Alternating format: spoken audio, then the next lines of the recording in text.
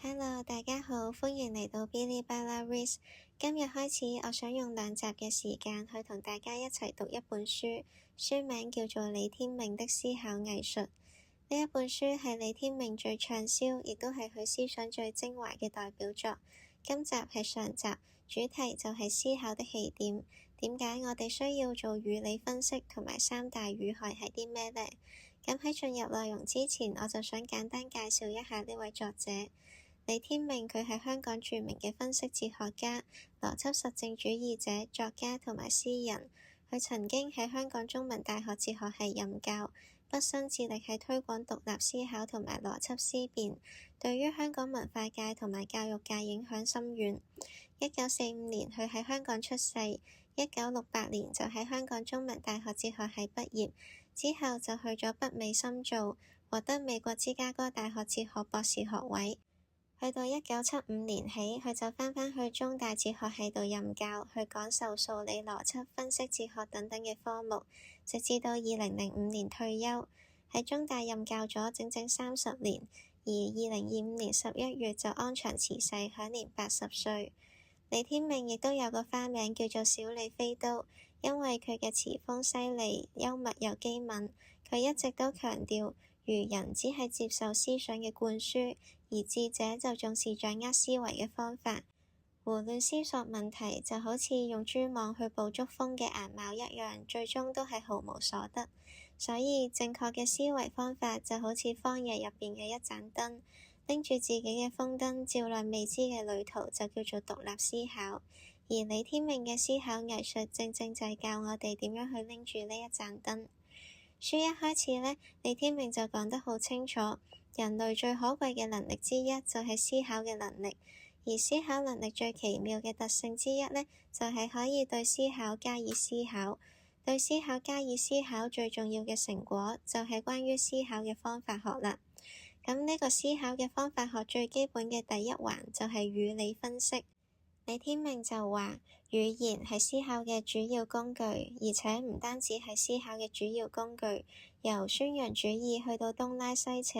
由制憲立法去到山盟海誓，都係有賴於語言嘅使用。冇語言，我哋嘅世界就會變成咩樣呢？如果冇語言，我哋就唔可以講大話，唔可以謾罵，但係亦都冇辦法講真話，冇辦法講笑。我哋嘅世界就會變到好似一個死寂嘅幽靈之城咁，同時人類就會好似其他動物一樣，好難一代一代嘅經驗同埋智慧將佢哋流傳落去。如果冇語言，就唔會有哲學同宗教，唔會有蘇格拉底嘅對話、孔子嘅教誨，釋迦亦都唔可以說法，耶穌亦都冇辦法講道。冇語言就唔會有數學、物理學、醫學、工程學等等，亦都即係唔會有科學，而且亦都唔會有詩歌、散文、小說、戲劇等等，亦都即係唔會有文學。而喺個人方面，冇語言就冇思考，至少係冇絕大部分嘅思考，或者至多只係有極其原始嘅思考。喺人與人之間，冇語言就等於冇意念溝通，或者至多只係有非常簡單嘅意念溝通。簡單嚟講，冇語言就冇今日嘅文明同文化，而人類亦都唔會有目前嘅物質生活同埋精神生活。由此可見，語言係一樣好重要嘅思考同埋溝通嘅工具，但係好多人唔單止冇善用呢一件極為可貴嘅工具，反而係將佢糟蹋、妄用、濫用，甚至係詭詐咁使用。譬如係歪曲詞義、套語曖昧、故弄玄虛，以至不知所云，呢一啲全部都係屬於言辭胡混。言辭胡混就好容易令到思想混淆不清、錯謬叢生，進而就會導致到無聊嘅爭辯同埋無謂嘅衝突，包括宗教上、政治上嘅嚴重衝突。咁點樣先可以消除呢一啲思想淆亂同埋錯謬，避免由此引起嘅不必要嘅紛爭呢？要對治呢一啲弊病、化解問題，我哋就需要釐清有關嘅言辭，將問題入邊嘅關鍵概念或者係關鍵用語嘅意思或者意義分析清楚，通過對於意義或者概念嘅釐清去處理問題，就係語理分析嘅基本進路。李天命去強調，語理分析係思考方法學嘅起點或者第一環節，因為當我哋思考問題嘅時候，原則上，我哋第一步係必須要知道問題問緊啲咩，即係首先要了解咗問題嘅意思。如果連問題問緊咩都冇辦法確定，咁就根本無從着手去解決呢個問題。當然就無從着手去應用謬誤剖析、邏輯技巧、科學法度或者係創意策略去探求問題嘅答案啦。簡單嚟講呢，就係如果你連對方講緊啲乜問緊乜都唔知呢，咁後邊所有討論其實都係白費力氣嘅。例如係當有人問你金錢重要定係朋友重要呢個問題，好容易就會因為籠統空泛而導致到誤解同埋分歧。如果我哋所講嘅朋友係生死之交，係我哋願意為之犧牲生命嘅，並且如果我哋係認為任何數目嘅金錢都唔夠自己條命重要呢，咁樣喺呢個情況之下，我哋就可以斷定朋友係比金錢重要。但係如果所講嘅朋友只不過係點頭之交，並且如果所講嘅金錢數目係非常之龐大，咁喺呢種情況之下呢，我哋恐怕就會認為金錢係比朋友更加重要。由此可見，金錢重要啲定係朋友重要啲呢個問題係必須要釐清先至可以有效咁討論。而釐清嘅時候就至少要搞清楚兩點：第一，所講嘅金錢有幾多呢？第二，所講嘅朋友係點樣嘅一個朋友？呢一個就係與你分析最基本、最實用嘅功夫，即係要先了解清楚你講嘅嘢係乜嘢意思。而李天命亦都進一步指出，有啲人唔單止唔釐清意義，反而係故意製造混亂。佢就總結咗幾種常見嘅思想弊病。第一種係迷糊當高深。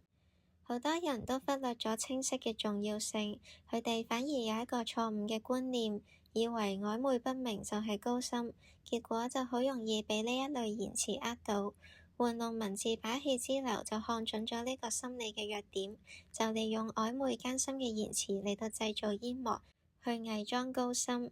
如果你直斥其非話佢講嘢不知所謂，唔知講緊乜，佢呢就會惱羞成怒。但係如果你保留餘地話唔明佢講咗啲乜嘢呢，佢就會笑你膚淺。如果你揞住良心扮明佢講緊啲乜，呢個時候佢就會反而懷疑起你，因為其實根本佢自己都唔知自己講緊啲乜嘢。用語迷糊不清呢一個現象其實係好普遍嘅，喺哲學、宗教、政治、文化評論、社會科學同埋風水術數等等嘅領域都係咁樣。就好似心理學家索利斯指出，關於呢一種現象，其實就係贏取學術聲譽嘅最佳捷徑，因為講嗰個講得越糊塗艱深，聽嗰個就會反而越佩服。呢一種書籍十分之多，實在唔係一般讀者可以想像得到。但係其實迷糊嘅言語並唔反映高深嘅思想，迷糊嘅言語只不過反映咗迷糊嘅腦袋。而第二種就係熟悉當清晰。呢一種情況係更加隱蔽，因為啲説話聽落好熟口熟面，好似好清楚明白咁，但係其實諗深一層呢，就會發現啲意義係完全模糊咗。例如有啲人成日都會話，由歷史嘅角度睇點點點，由中國人嘅觀點睇點點點，到底歷史係直線前進，抑或係螺旋形上升？係英雄做時勢定係時勢做英雄？呢一啲問題同埋套語聽得多就會以為自己明，但其實好多時候根本就未釐清關鍵嘅字眼。李天命就指出，由某某觀點或者角度或者立場嚟睇，呢一種講法套式係好流行，但其實當中好多都係寓意迷糊，甚至根本冇意義。例如由翻譯嘅觀點睇 ，quantum mechanics 就可以譯為量子力學，咁翻譯嘅觀點同呢一個譯法有啲咩關係呢？如果我哋唔由翻譯嘅觀點去睇，係咪就唔可以咁樣去翻譯呢？又例如係金錢重要啲定係朋友重要啲呢個問題，如果我哋唔首先釐清金錢係指幾多錢，朋友係指點樣嘅朋友，到底佢係生死之交、點頭之交，定係點樣嘅朋友呢？就直接爭論嘅話，結果就只會變成係各說各話，永遠都得唔到共識。而李天命就講得好清楚，呢一類言辭其實係冇意義，或者至少係意義不明嘅。但係由於都唔算文理錯亂，或者冇違反到基本嘅語法規則，同時又係我哋所熟悉嘅，結果就成日被視為係有清晰嘅意義。呢一類言辭反而係我哋更加需要警惕，簡單嚟講，熟悉就唔等於清晰，聽得多、講得多唔代表就已經搞清楚意思。而第三種就係偽語意投射，呢一個就係更加容易中招。所謂偽語意投射呢，就係以為複合語詞嘅組成部分，例如係半根菜個半根同埋音樂，佢哋都係有一定嘅意義。但係如果將成個複合詞語合埋一齊，即係半根音樂嘅話呢，就唔一定都係有意義嘅。李天命就舉咗幾個經典嘅例子。奧古斯丁就話上帝由虛無創造宇宙，包括創造時間。我哋知道雕刻家用某啲材料創造出去嘅藝術品，或者係愛因斯坦喺某個時間入邊創造咗相對論，呢一啲講法都係有意思。但係上帝由虛無創造宇宙、創造時間呢句，其實隻隻字都睇得明，隻隻單字都識，但係合埋一齊到底係乜嘢意思呢？更加極端嘅例子就係無所不在，但不在時空之內，沒有情緒卻又會震怒。單字都係睇落隻隻都明，但係合埋一齊又係講緊啲咩呢？咁如果遇到呢一啲質疑呢，有啲人就會搬出不可思說論，就話上帝同埋佢嘅創世係超出咗凡人嘅理解能力，係不可思議、不可說嘅。或者就會搬出比喻象徵論，就話呢一啲其實都只不過係比喻同埋象徵。咁李天命呢就逐一駁斥，佢就話首先呢一啲冇意義嘅講法唔可以加咗那是不可思議不可說的幾個字，就突然變到好有意義。第二就係呢一啲人一方面大談上帝，另外一方面又話上帝係不可思議不可說，只不過係自打嘴巴嘅行為。第三，如果上帝真係不可說，咁又點可以用比喻同象徵去講呢？既然已經斷定佢不可說，又可以點樣知道邊一啲可以比喻，邊啲唔可以？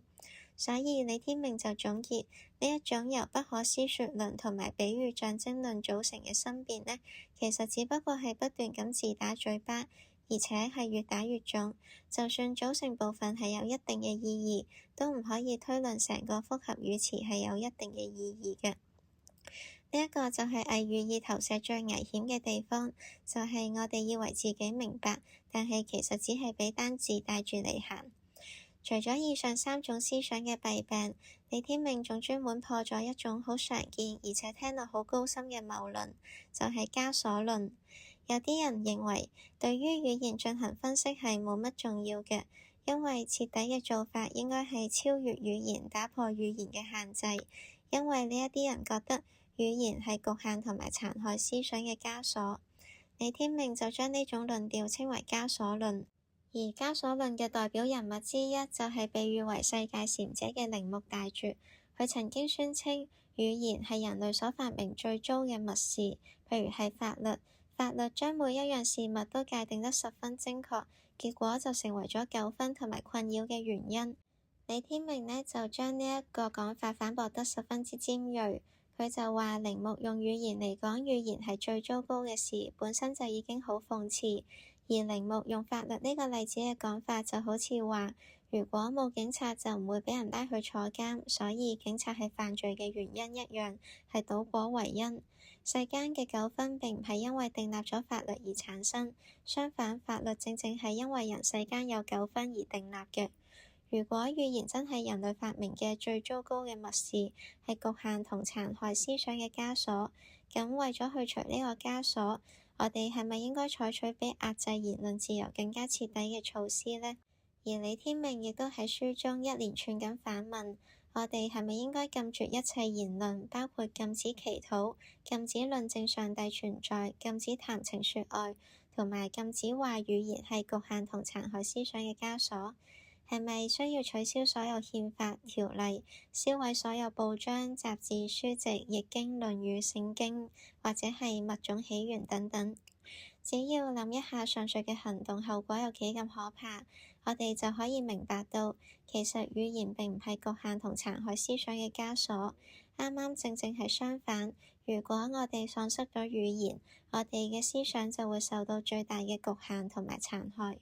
更加重要嘅係，交所論者自己根本做唔到棄絕語言，但係佢哋就最鍾意講超越語言、衝破語言，而實際上只不過係滔滔不絕咁講不可說，長篇大論咁講不立文字，重複又重複咁聲稱要超越語言，呢一啲其實都係十分之滑稽嘅行為。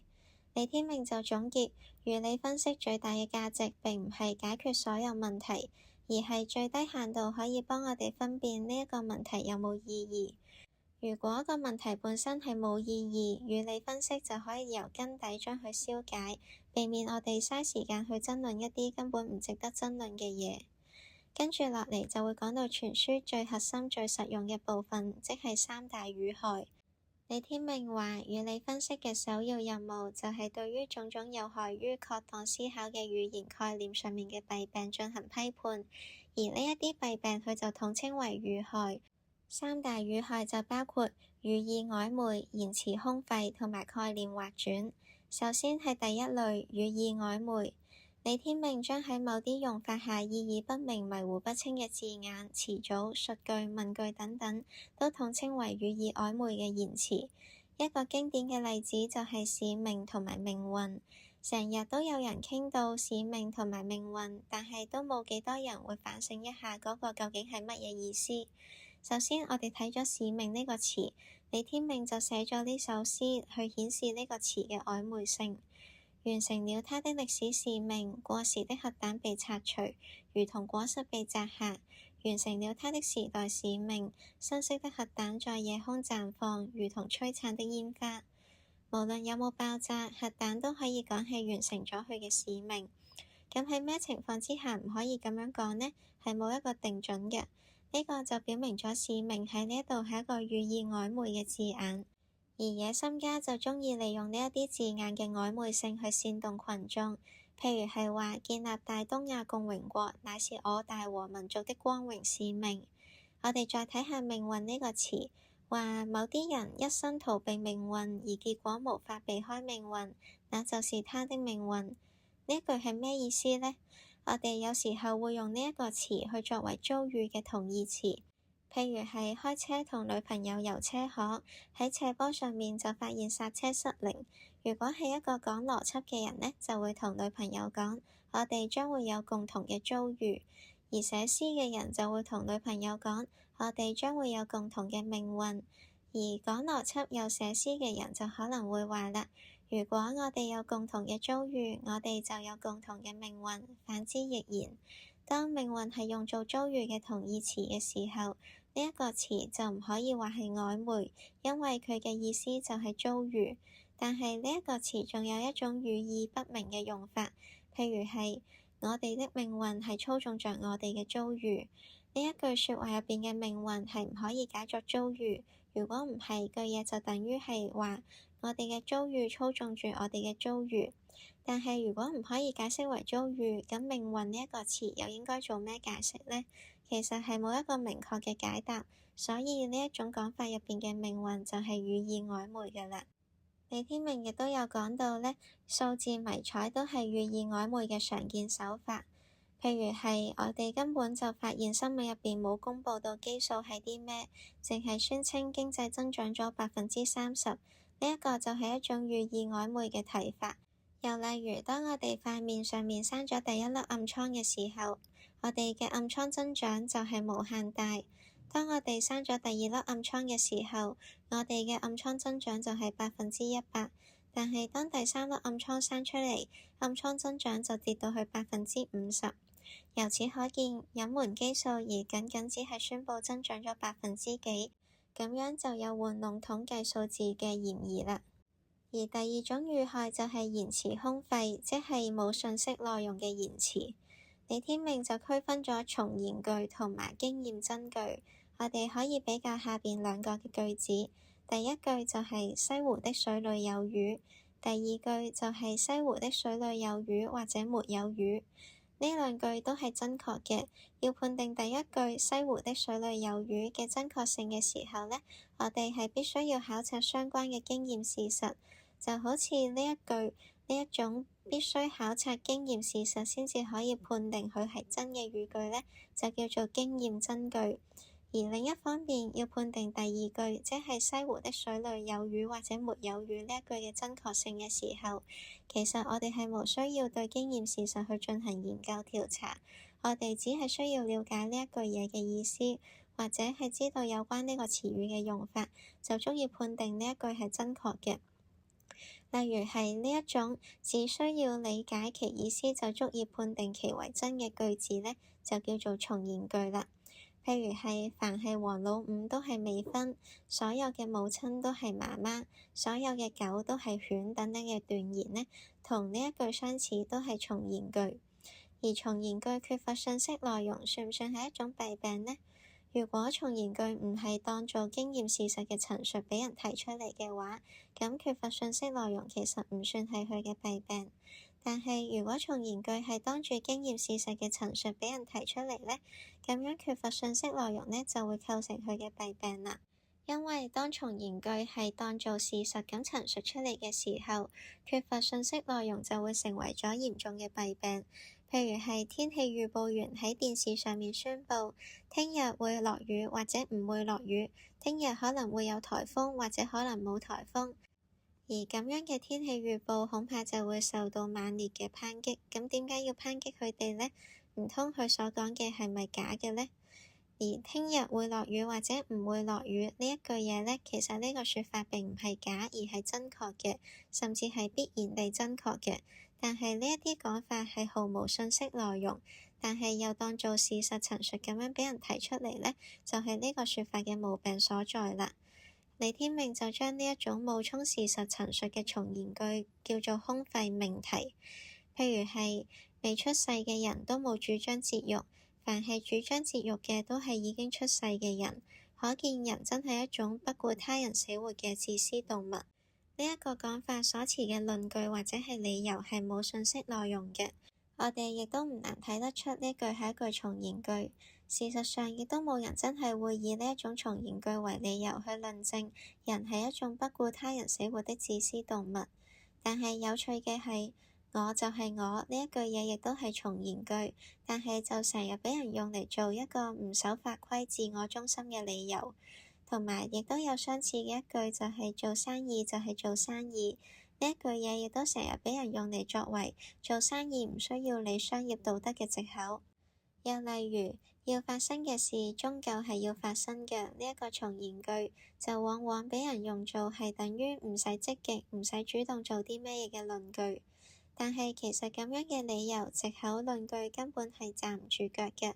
譬如係有人病咗，你叫佢唔使睇醫生，就算架車衝到埋嚟，你亦都唔使走避，因為要發生嘅終究係要發生。呢一啲論據呢係明顯冇效嘅。但係人類喺述說呢一句從言句嘅時候呢，就表現到好似係對人生入邊嘅經驗事實有重大發現咁樣，就會造成一種假象，令到以為講呢句嘢嘅說話嘅人呢係表達咗啲乜嘢深刻嘅道理，其實只不過係廢話嚟嘅啫。咁第三類語害呢，就係概念劃轉，包括概念混淆同埋概念扭曲。第一就係概念混淆。譬如一個言辭喺某個語境入邊，至少可以做兩種唔同嘅解釋。咁呢一種言辭呢，喺嗰個語境入邊就係模棱兩可嘅。有啲人就會利用模棱兩可嘅特性去誤導、蒙混，或者係由於模棱兩可而造成一啲似是而非嘅言論。呢一啲就會稱為係概念混淆。例如係我問你借100蚊，你淨係借咗50蚊俾我，仲差50蚊。但係既然借咗50蚊俾我，所以我都爭你50蚊。由於都各爭對方50蚊，所以我哋就打和，邊個都冇爭邊個。呢一個就係一種概念混淆嘅歪論，其中嘅爭呢個字呢係模棱兩可嘅，因為爭呢個字可以解釋為負債未還，或者係差缺或者缺少。另一個經典嘅例子就係相同與溝通。英國哲學家韋斯德姆就曾經問過，兩個人可唔可以做相同嘅事呢？初步反應大概都係肯定係可以做相同嘅事，譬如大家都可以摸自己嘅鼻。不過我哋似乎又可以話，其實咁樣都唔算係做緊相同嘅事，因為你摸你個鼻一下，我摸我個鼻一下，我哋都係摸緊唔同嘅鼻，所以係做緊唔同嘅事。但係如果我哋摸嘅係相同嘅鼻，譬如我哋大家都去摸你個鼻一下，咁算唔算係做相同嘅事呢？但係呢個情況呢，其實都可以係話唔係相同嘅事嚟嘅，因為當你去摸你個鼻，你摸嘅係自己嘅鼻，但係當我去摸你嘅鼻嘅時候呢，我摸嘅就係別人嘅鼻，所以結果我哋都係做緊唔同嘅事。咁喺上面嘅討論入邊呢，相同一個字就係模棱兩可嘅詞語，既可以解釋為同一，亦都可以解釋為同樣或者係同類。根據第一種解釋，即係同一呢，其實冇人係可以兩個人做相同即係同一嘅事。呢一句嘢係一句重言句，係必然為真，但係毫無信息內容嘅。再睇下第二種解釋，即係同樣或者同類嘅意思。喺呢一個解釋之下，冇兩個人可以做出相同即係同類或者同樣嘅事，係有信息內容，但係俾出嚟嘅信息呢，係錯誤嘅信息嚟嘅。咁講完概念混淆，就去到概念扭曲。概念扭曲係違反詞義嘅解釋而造成嘅思想混亂，其中一種常見嘅手法就係望文生義。唔少人呢喺讀小學、中學嗰陣都玩過望文生義嘅遊戲，譬如係喺考緊試嘅時候偷睇隔離，喺度抄隔離答案呢，就叫做觀察，或者係喺度自自浸講人哋壞話呢，就叫做問卷調查。呢一種望文生義嘅遊戲呢，本身都係無傷大雅，因為大家本身都知道呢個係特登去望文生義。但係喺其他嘅場合入邊呢，望文生義就往往會導致概念嘅扭曲。譬如係有啲人將批評宗教或者係嗰個教義叫做侵犯宗教自由，或者係侵犯信仰自由。呢一個就係望文生義，扭曲咗宗教自由嘅概念。須知道言語上嘅批評其實係唔等於行動上嘅禁制。禁制其他人歸依宗教，進行合法嘅宗教活動，呢一啲固然係侵犯咗宗教自由。但係李天命就覺得批評宗教或者係批評佢嘅教義，其實係唔可以稱為侵犯宗教自由嘅，因為教徒有權宣揚某啲觀點，勸人相信佢哋觀點。咁人哋點解冇權批評嗰啲觀點，或者係勸人冇相信嗰啲觀點呢？咁總括嚟講呢，三大語害呢都係有一個共同點，就係可以逃避否證。語意曖昧嘅言辭一般都講唔上真假，迷糊不清、意義不明嘅言辭，既然無法被辨識為真，亦都冇辦法被辨識為假。由於根本冇真假可言嘅講法，所以連假呢個資格都不具備，所以就冇可能被證實為假。換言之，就係缺乏咗可否證性。言辭空廢嘅空廢命題並唔係建基喺經驗事實上面，經驗事實既唔可以用嚟支持呢種命題，亦都唔可以用嚟推翻呢種命題，所以無論事實世界嘅情況係點，空廢命題都唔會受到否證。概念劃轉就會令到說話模棱兩可，喺唔同嘅解釋之間猶豫不定。呢一個顯然就係逃避否證嘅一種手法。至於將概念扭曲，就係因為怕俾人駁斥而夾硬將用語嘅詞義去刪改，呢一個就更加明顯係逃避否證嘅一種伎倆。哲學家帕斯卡有一句名言：人不過是一根蘆葦，在自然界中是最脆弱的，但它是一根會思考的蘆葦。李天命就話啦，呢一種會思考的蘆葦，只要對思考稍為思考一下，其實係唔難睇到思考嘅重要性嘅。就住個人而論，冇學識只係無知，但係絕於思考就係愚蠢。就成個社會嚟講，只有當越嚟越多人會獨立思考嘅時候，自由、民主、法治嘅條件先至越有機會產生，先至越有堅實嘅保證。明辨是非嘅能力喺呢個宣傳嘅世代入邊，特別係有呢個必要。要識破嗰啲靠宣傳口號支撐嘅教條學說，淨係憑一個冇裝備嘅赤裸腦袋去獨立思考係唔足夠嘅。我哋係需要具備判別是非嘅思維利器，亦都即係具備一套分析批判嘅概念工具，去作為獨立思考嘅方法同埋基石。今集呢，我哋就拆解完語理分析同埋三大語害。下一集我哋就會講獨立思考點樣可以由方法升華去到人生態度，同埋點樣喺現代資訊爆炸嘅時代實踐呢一套思維工具。多謝大家收聽，我哋下集見啦，拜拜。